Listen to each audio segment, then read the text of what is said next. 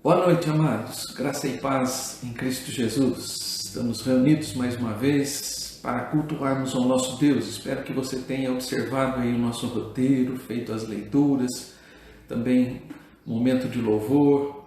E agora, amados, nós vamos meditar mais um pouco, mais uma porção da palavra de Deus para nós nessa noite. Gostaria que você observasse aí a leitura de apenas um versículo da palavra de Deus no livro de Atos, capítulo 16, verso 31, texto bem conhecido por nós, que diz o seguinte: Responderam-lhe: Crê no Senhor Jesus e serás salvo, tu e tua casa. Vamos orar mais uma vez, pedindo a bênção de Deus sobre a nossa meditação nessa noite. Pai querido, nós estamos te buscando mais uma vez, Pai, em oração, para pedir agora, Pai, que o Teu Espírito Santo esteja abrindo o nosso entendimento, aclarando a nossa mente, quanto, Senhor, ao desejo que temos de conhecer mais da Tua Palavra, Senhor. Sê conosco, Senhor, que a Tua Palavra não volte para Ti vazia, Senhor. Esse é o nosso pedido, a nossa súplica, orando por cada irmão, Senhor, que está conosco nessa noite, pedindo a Tua bênção na meditação da Tua Palavra. Fazemos isso no nome de Jesus. Amém, Senhor Deus. Amados, uma preocupação com esse texto é quanto à interpretação dele, que muitas vezes é feita por alguns irmãos dentro da igreja, que é a pergunta ou a dúvida, se haveria aqui uma promessa de salvação da família toda através da conversão de um de seus membros. Essa dúvida, amados, já existia nos tempos de Jesus. Já havia gente pensando dessa forma, quando observava esse texto. Os fariseus e os saduceus são repreendidos, por exemplo, por João Batista, por acharem que eram salvos por serem filhos de Abraão. Então, uma questão de descendência, uma questão de família. Mateus 3:9 diz o seguinte: Produzi, pois, frutos dignos de arrependimento, e não comeceis a dizer entre vós mesmos: temos por pai a Abraão. Porque eu vos afirmo que destas pedras Deus pode suscitar filhos a Abraão.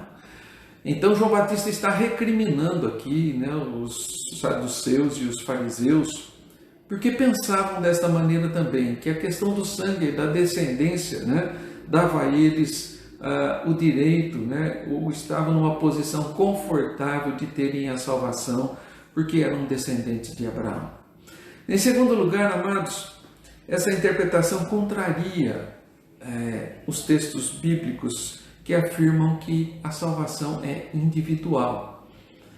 Efésios 2, 8, 9, também um texto muito conhecido, diz assim: Pois pela graça sois salvos mediante a fé, e isso não vem de vós, é dom de Deus, não de obras, para que ninguém se glorie. Então, a questão da individualidade é que ninguém pode se gloriar da salvação, porque ela é dada por Deus através da fé em Cristo Jesus. Então, é necessário ter fé para ser salvo. Romanos 14, 12 diz assim: Pois cada um de nós dará contas de si mesmo a Deus. Então, vemos aí a questão da individualidade perante Deus. João 3,16, o texto muito conhecido, diz: Porque Deus amou o mundo de tal maneira que deu o seu Filho unigênito, para que todo aquele que nele crê não pereça, mas tenha a vida eterna. Então, a questão de crer, todo aquele, isso demonstra a individualidade, é necessário crer. Ninguém vai ser salvo por ser filho de alguém, por ser neto de alguém ou por ter descendência de alguém, como era o caso dos judeus que criam na salvação por serem filhos de Abraão. E a evidência dentro do texto também, amados? O contexto aí, nós vemos que Paulo e Silas, eles estavam presos em Filipos. E por volta ali da meia-noite, né, houve um terremoto naquele cárcere e foram abertas as portas daquela prisão e todos os prisioneiros ficaram livres. Então o carcereiro, pensando que todos haviam fugido, né, tenta se suicidar. Mas Paulo, né, ele intervém e impede que ele se suicide, que ele tire a própria vida. E aí, então, o carcereiro faz a pergunta a Paulo e Silas, né? O que era preciso, o que ele deveria fazer para ser salvo. Então vem a resposta, que é o nosso texto, né? Paulo e Silas respondem para ele, né? Crê no Senhor Jesus e serás salvo, tu e tua casa. Então, os versos seguintes, que do 32 aí ao 34, vão trazer luz também ao versículo 31. O verso 32 diz assim: e lhes pregaram a palavra de Deus e a todos os de sua casa. Então nós vemos que Paulo e Silas pregaram então o evangelho não apenas ao carcereiro, mas também, como diz o texto, a todos de sua casa. Então o verso 32 já diz alguma coisa que vai acrescentar a afirmação de Paulo e Silas no verso 31. Eles pregaram o evangelho a todos os da casa do carcereiro. O verso 33 diz assim: naquela mesma hora da noite, cuidando deles, lavou-lhe os vergões dos açoites. A seguir foi ele batizado e a todos os seus. Então nós vemos aí, né, a questão da frasezinha aí, a todos os seus, né? Os familiares do carcereiro foram batizados, mas antes disso tiveram que ouvir a palavra.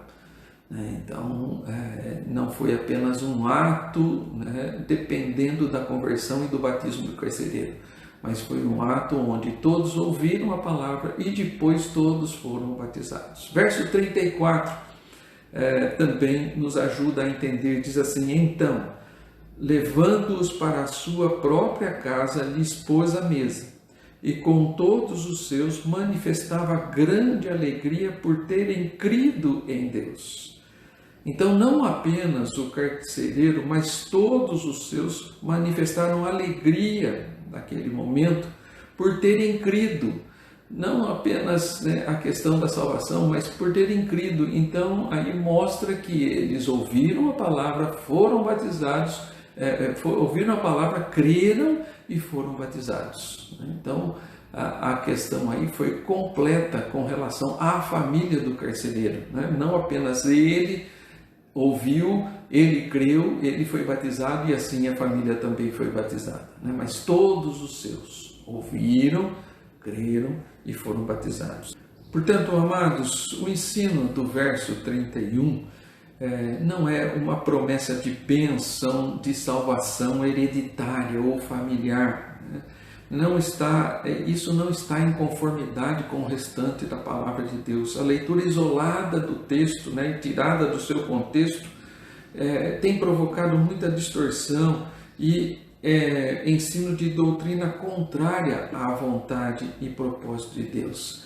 Então, isso é inaceitável, né? E temos mais um argumento, o argumento que podemos também mencionar aqui é que o próprio Jesus, quando ele trata dessa situação, da questão da hereditariedade ou da questão da família, ele diz alguma coisa muito dura, que às vezes é difícil aceitar, mas também que nos traz mais certeza de que nós não temos a salvação pela hereditariedade, né? E porque algum membro foi salvo, todos os demais membros da família serão salvos. A questão familiar de Jesus foi tratada de modo muito duro em Mateus 10, os versículos 34 a 36, Jesus diz o seguinte: não penseis que vim trazer paz à terra. Não vim trazer paz, mas espada. Pois vim causar divisão entre o homem e seu pai, entre a filha e a sua mãe, e entre a nora e a sua sogra. Assim, os inimigos do homem serão os da sua própria casa.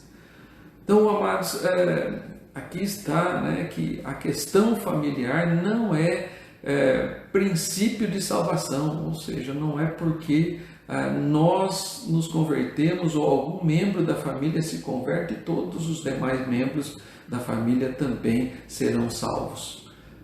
Então Jesus está deixando bem claro que essa questão familiar, a questão do Evangelho, ele traz inclusive diversidade, traz discussão, traz separação inclusive no meio familiar, né?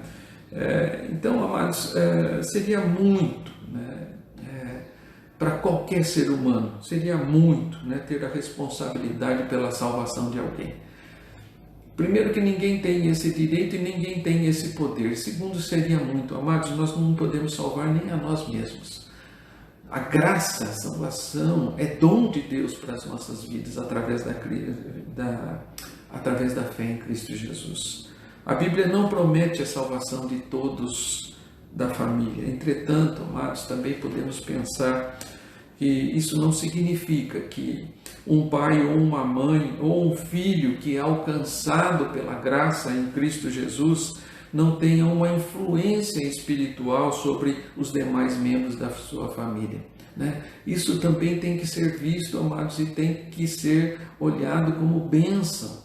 Um membro da família que se converte, normalmente ele vai ser bênção dentro da sua família e pode sim ser o responsável de levar outros da sua família aos pés de Cristo Jesus. Uma frase interessante de Charles Spurgeon diz o seguinte: embora a graça não seja algo encontrado no sangue e a regeneração não seja de sangue e nem de nascimento, muito frequentemente Deus, por meio de um membro da família, atrai o resto a si mesmo. Então, interessante isso, né, amados? Isso não é automático, como muitas pessoas acham. Se um membro se converte, né, por essas palavras, por essa resposta de Paulo e Silas ao carcereiro, todos os membros da família serão salvos. Não, isso não é verdade. Mas é verdade que um membro da família que se converte, sim, pode influenciar os outros membros da família para que eles também ouçam o Evangelho e para que eles também creiam.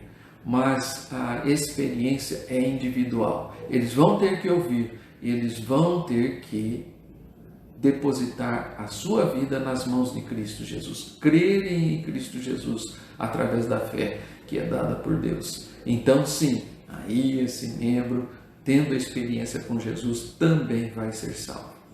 A salvação, amados, é pela graça em Cristo Jesus. Quando o indivíduo ouve o Evangelho e pela fé, então aceita o Senhor Jesus como Salvador. Essa é a verdade. O contexto familiar pode existir sim, mas não que isso seja verdade simplesmente pela conversão de um membro apenas. Amados, que Deus nos abençoe nisso, que nós realmente possamos entender isso, né, e não ter ideias falsas a respeito da salvação em Cristo Jesus.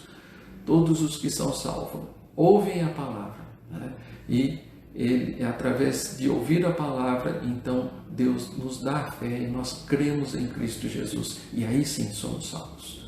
Deus nos abençoe, que nós possamos entender essa verdade e não sermos enganados por alguma ideologia ou por alguma interpretação diferente da verdade bíblica a respeito da salvação.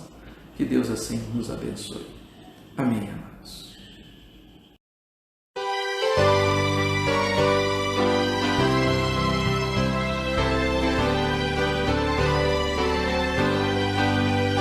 Cantai a Cristo Salvador, que tanto nos amou, e para nossa redenção seu sangue derramou. Salvação, salvação, alcançou-nos o Filho de Deus. Salvação, salvação, aleluia, ao Filho de Deus. Cantai o amor celeste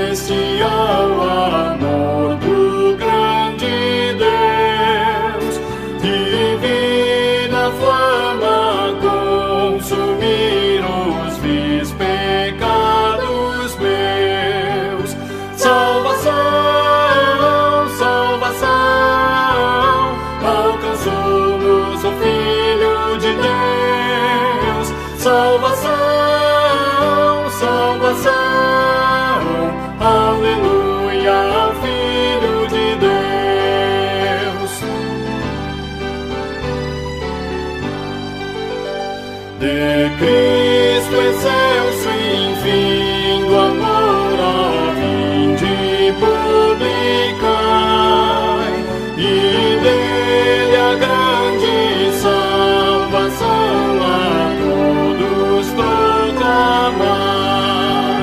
Salvação, salvação, alcançou-nos o Filho de Deus. Salvação, salvação, aleluia, ao Filho de Deus. Nós vamos orar, amados, terminando nosso culto nesta noite, depois vamos também receber a bênção do Senhor. Curve a sua cabeça mais uma vez, vamos falar com Deus. Pai, obrigado pela Tua palavra, Senhor, que continua nos iluminando, nos instruindo a respeito da verdade do Evangelho de Cristo Jesus. Pai, dá-nos a real cosmovisão, Senhor, da salvação em Cristo Jesus, ó Pai, como ela é operada em nós, ó Deus. Obrigado, Pai, por esse conhecimento, obrigado por essa orientação, e que jamais nós sejamos enganados, ó Pai, por interpretações errôneas daquilo que é a Tua vontade, ó Pai. Nos abençoa, sim, Senhor. Dá-nos o Teu entendimento, Senhor, que o Teu Espírito aplique em nós a Tua palavra. E tire também, Senhor, qualquer ruído, Pai, que possa existir na comunicação da verdade do Teu Evangelho, Pai. Isso nós te pedimos, Pai, agradecidos por cada irmão, ó Deus, que esteve conosco. Senhor, ser com ele, ser com a sua casa. Ó Deus, que esses irmãos possam ser, Senhor, propagadores do Evangelho de Cristo Jesus, e que através dessa propagação, Senhor, do Teu Espírito, da verdade da Tua palavra, Senhor, e da fé implantada pelo mesmo Espírito, Senhor, que muitos possam, Senhor, estar se entregando ao Senhor Jesus e recebendo a salvação, ó Pai.